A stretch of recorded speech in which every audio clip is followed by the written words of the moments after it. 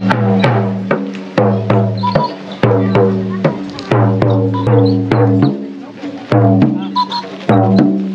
suis Johan d'Équilibre Sport et Nature et je suis parti à la découverte de la forêt de Brocéliande, ces lieux mystiques et magiques comme le tombeau de Merlin, la fontaine de Jouvence, la fontaine de Barentan. Et si vous regardez bien derrière moi, je crois que là-bas, il y a un petit corrigan qui est en train de me suivre. Le château de Compère est un ancien château fort médiéval. Du fait de sa position stratégique, entouré d'un étang et d'une forêt, c'était un lieu âprement disputé. Compère et son environnement sont également un lieu de légende. Viviane, la dame du lac, au domaine de Compère, elle y aurait bâti sa demeure et éduqué le jeune Lancelot du lac.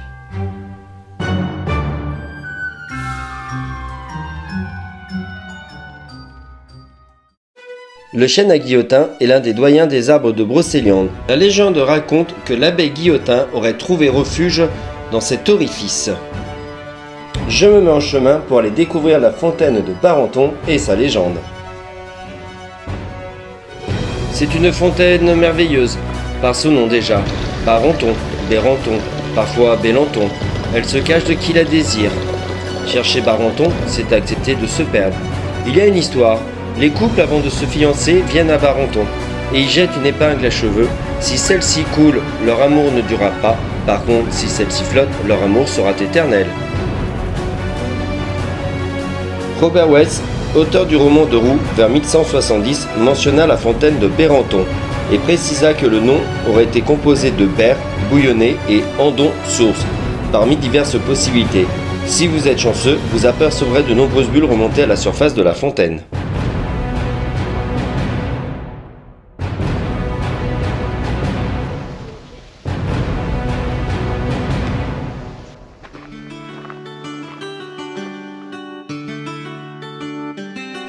J'ai peut-être trouvé là l'abri d'un corrigan, cette créature légendaire de Bretagne.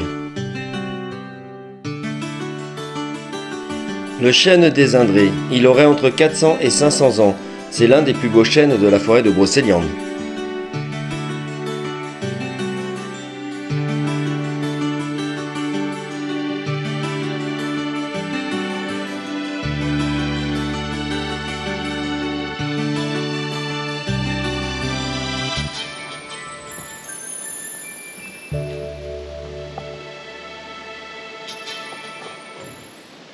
La fontaine de Jouvence.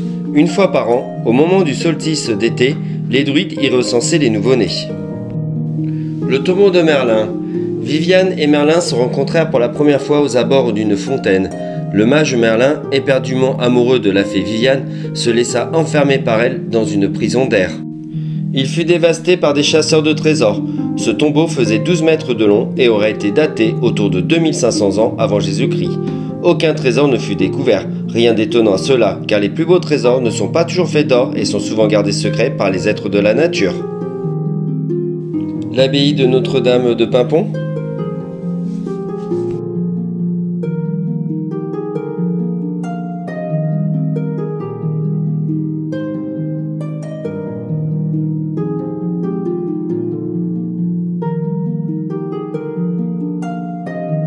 L'étang de la Marette est un magnifique endroit et très reposant.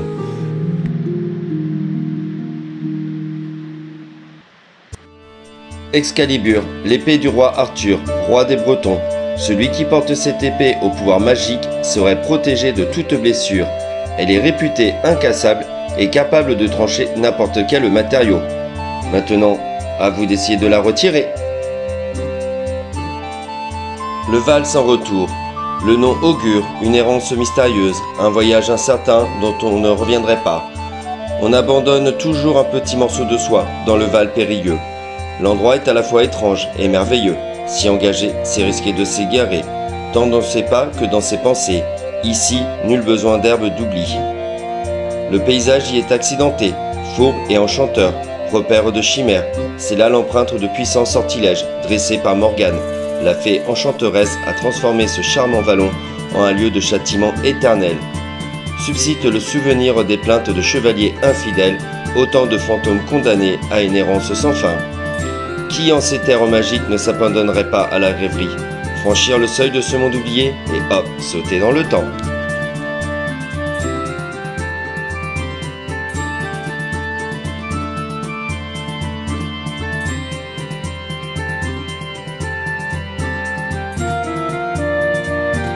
Je te dis à très bientôt, la forêt de Brocéliande, parce que je n'ai pas fini de te visiter et d'entendre toutes tes histoires, tes légendes.